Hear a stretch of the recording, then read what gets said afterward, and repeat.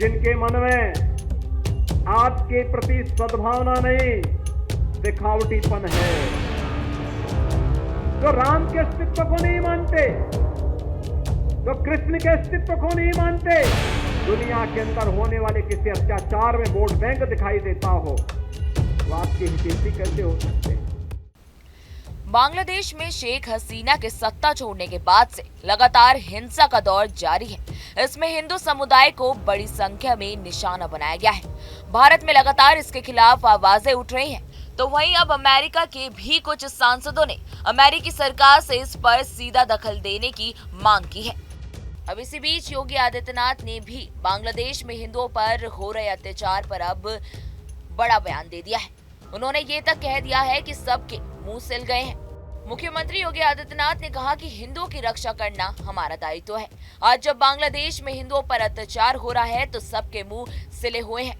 मुख्यमंत्री शनिवार को अयोध्या में मलकीपुर में जनसभा को संबोधित कर रहे थे। इस समय उन्होंने ये बयान जारी किया है। आइए चलिए सुनते हैं मुख्यमंत्री योगी आदित्यनाथ ने बांग्लादेश में हिंदुओं पर हो रही हिंसा पर और क्या कुछ कहा है। हमें सम और विषम परिस्थिति में कोई हमारे मूल्यों के से डिगा न सकता हो, कोई हमें हमारी भावनाओं के साथ खिलवाड़ न कर सकता हो, यह हम अवश्य प्रयास करें। क्योंकि जो नकारात्मक ताकतें हैं, जिनके मन में आपके प्रति सद्भावना नहीं, दिखावटीपन है, जो राम के अस्तित्व को नहीं मानते, जो कृष्ण के अस्तित्व को नहीं मानते, जिन लोगों के मन में भारतीयता के प्रति कोई सम्मान का भाव नहीं, जिन लोगों के मन में ये कोई भाव नहीं कि दुनिया के किसी कोने में कोई हिंदू प्रताड़ित हो रहा है तो उसके प्रति आवाज उठा सके, क्योंकि उसमें भी उन्हें लगता है कि अगर हम आवाज उठाएंगे तो कहीं उनका वोट बैंक न खिसक जाए। वोट बैंक भी जिनको दुनिया के अंदर होने वाले किसी अत्याचार में वोट बैंक दिखाई देता हो, वो आपकी हितैषी कैसे हो सकते हैं? याद रखना, जो बांग्लादेश में हो रहा है, जो चर्चाएं हो रही थी अभी, वहां 90% जो हिंदू बचा है वह दलित समुदाय से है। और मैं इसीलिए कहना चाहूंगा, ये जो सबके मुंह सिले हुए हैं, इसलिए सिले हुए हैं क्योंकि इनके मालूम है कि बांग्लादेश को हिंदू उनका वोटर नहीं होगा। वह हिंदू है, ये हो सकता है उसकी गलती हो, लेकिन हम उसको गलती नहीं मानते, हम उसको मानते हैं उसका सौभाग्य है कि वो हिंदू है और उसकी रक्षा करना हम सबका दायित्व है। उसकी पीड़ा के साथ खड़ा होना हमारा दायित्व है।